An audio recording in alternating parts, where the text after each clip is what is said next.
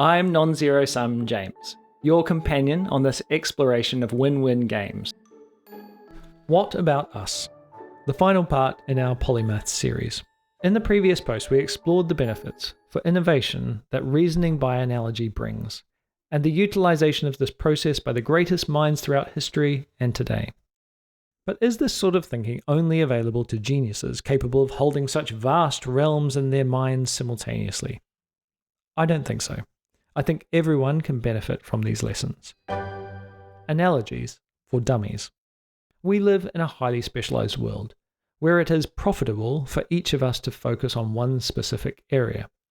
In unison with each other, this makes for a highly efficient and productive cooperative network. And yet, the specialization has come at a time when the availability of information has exploded. Right when all human knowledge is available, we are blinkered to it. And this makes sense. We cannot possibly hope, like J.S. Mill, to know everything there is to know. It is overwhelming to think about. And so our default tendency is to pay attention to only that which is immediate, urgent, and fleeting, mainly looking on our phones. But analogies don't require us to absorb all human knowledge. They provide for us a way of understanding a topic on a structural level, to understand, to stand among, the various components and see how they connect, without having to memorize every detail. A form of information compression. Personally, I actively pursue this understanding through making connected notes about ideas that resonate with me. Trusting this resonance, resonance, the hearing again or echoing of ideas, is an intuitive sensitivity to the analogous nature of the ideas. When developing posts for the blog, I don't merely set about writing something from start to finish. Almost every post is the result of a new idea coming from an analogy I've recognized between two or more seemingly distinct features of the world. By connecting my notes in the linked note-taking app Obsidian, I find myself discovering unexpected connections in a more deliberate way. When I do this, I've found a post topic. In this post, it was the resonance between polymaths and analogies, and their sometimes complementary, sometimes antagonistic relationship to first principles. This is not only applicable to coming up with original topics for blog posts. I appreciate that's not everyone's prerogative. It plays out in many areas of my life. Lessons I learned in painting about getting structure down first before detail, I apply this to my filmmaking. Lessons I've learned about storytelling and filmmaking, I apply to my blog. Lessons I've learned through writing often apply to my communication as a parent and a spouse.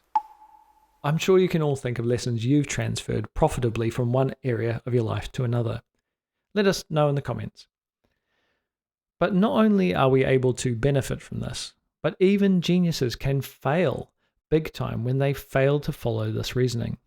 Because reasoning by analogy can be protective, providing a vital sense check when trying something new.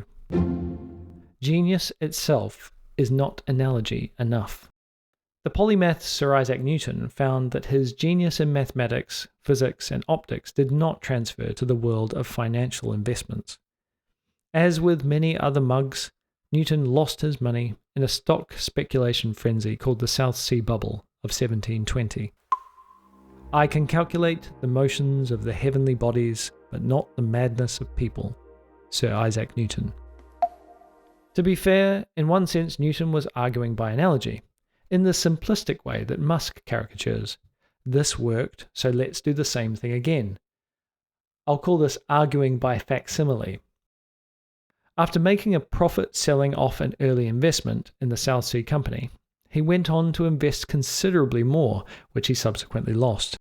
But he wasn't intelligently reasoning by analogy here. He was entering a world about which he was ignorant and assuming he was smart enough to work it out from scratch. Newton had recognized that systems with 3 gravitational bodies were not precisely solvable. Had he applied this insight, that adding gravitational bodies destroys predictability, later codified by Henri Poincaré as the 3-body problem, he may have forewarned himself about the unpredictability of a market comprised of thousands of human agents. Or he could have simply applied the gravitational maxim, what goes up must come down. Newton literally paid the price for his folly. but this cost was an individual one. As a society, intelligently reasoning by analogy can also act as a crucial safeguard against bad political decisions that risk consequences for humanity as a whole, despite being made by well-meaning, even intelligent individuals. The road to hell is paved with first principles. Elon Musk serves as a contemporary example when he applies first principles to areas outside of his expertise, such as politics and social media. We can understand Musk's reasoning in his approach to slashing funding with the Department of Government Efficiency, DOGE, as a first principles approach. Having seen the system as irreparably broken, Musk saw radical disruption as preferable to incremental reform. However, eschewing political norms and dismissing bureaucratic guardrails as merely convention led to chaos. The problem wasn't with questioning the status quo, but dismantling it entirely without an appreciation for what it was providing. Musk's animosity toward the status quo also ended up blinding him to the intentions of his political partner, Donald Trump.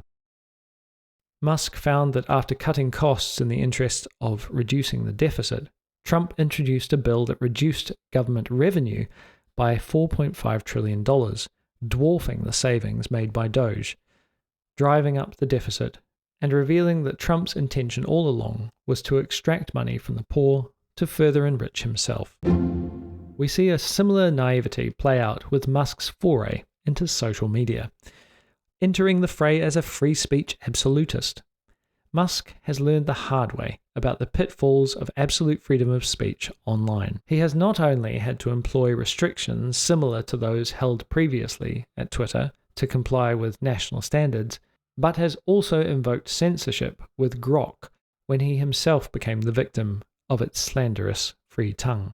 I would like to think, perhaps naively, that Musk, unlike his political counterpart, has good intentions for humanity, but like Newton, has fallen victim to the assumption that genius itself is universally transferable, and that all areas of expertise are reducible to first principles. So, where does this leave us? Well, we've established that it's important to recognize that genius in one area does not automatically make someone a genius in another. It is instead the wise application of the underlying structures from one domain to another, which is important. A polymath goes deep in both areas they are transversing. An unconsidered translation from one field, in which you're an expert, to a field about which you're largely ignorant, is not guaranteed success. Of course, there are areas where first principles are highly generative, and clinging too closely to familiar patterns can also have negative effects. So we should avoid falling into the trap of copying the surface level of previous behavior, arguing by facsimile. This worked, so we'll keep doing that. But understanding that the underlying structure of success in one area of your life might translate to another area can give you the confidence to take a measured risk and try something new. So that's the end of this series. Hopefully this has provided some answers to the political confusion going on right now, and given you a little insight into my creative process, and hopefully given you some tools to explore your own genius.